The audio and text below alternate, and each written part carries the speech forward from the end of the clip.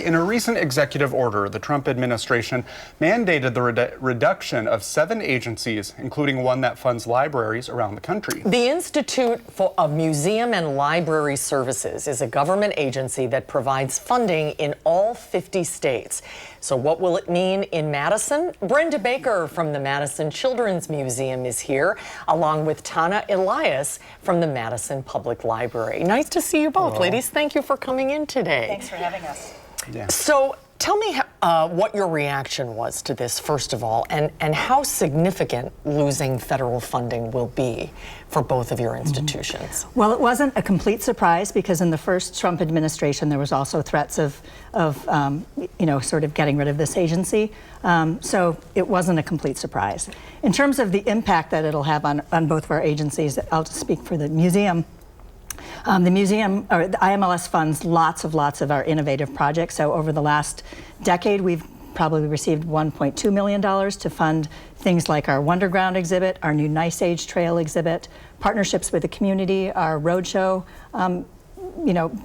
program that goes out into the community. Those are some of the kinds of things that have been funded. We're also right now under a grant with IMLS that will pay for strategic planning. Mm-hmm. Right, and do you know what will happen with that? Well, I mean, we're going forward as if the funding is going to come through, keeping our fingers crossed because we're more than halfway through. Yeah. So, Tana, what are you seeing? So we're seeing very similar things. $55 million has come to the state of Wisconsin from IMLS since 1997. Madison's share is about $740,000, and we are currently also in the middle of a project that we're just wrapping up. So for that, we're not anticipating much change. We'll just wrap the project up a little quicker. But it's really important to know that this supports libraries throughout the state. And so we are lucky in Madison that this will impact us, but it won't impact us quite as critically or quite as directly as it will some of the smaller libraries throughout the state. Yeah, I was reading some articles, a lot of fear and uncertainty in those rural libraries and even on some reservations that rely on that federal funding. Right. So it's a big question mark for a lot of those places. Right, and in the museum area, I mean, it funds things like Old Brick Botanical Gardens and the Museum of Contemporary Art, the International Crane Foundation, Circus World Museum, and as you mentioned, lots of tribal communities.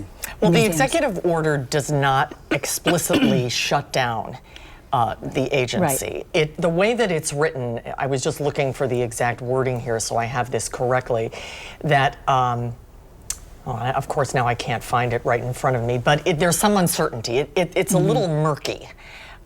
So where does that leave you in terms of how you move forward from here? Tana, how do you do that? For libraries, some services are required by law. So for the short term, those are somewhat set, and we will spend those out at the state and the system level. So we're funded indirectly through library systems, and that's how we get the majority of our federal funding. And then once September comes around, the agency will be reauthorized. So there's a short-term continuation of funds is what we think will happen, and then long-term uncertainty about whether that funding will continue. And then some of those funds are discretionary. Those may stop immediately. We're not sure yet. And do either of you have any advice for people who utilize these services? If they want to do something to help? Absolutely. I think the most important thing to do right now is to call your elected officials, call your senators, call your congresspeople, and get on the phone, send an email. They need to know that these services are really important to you. Tell your stories. Yes.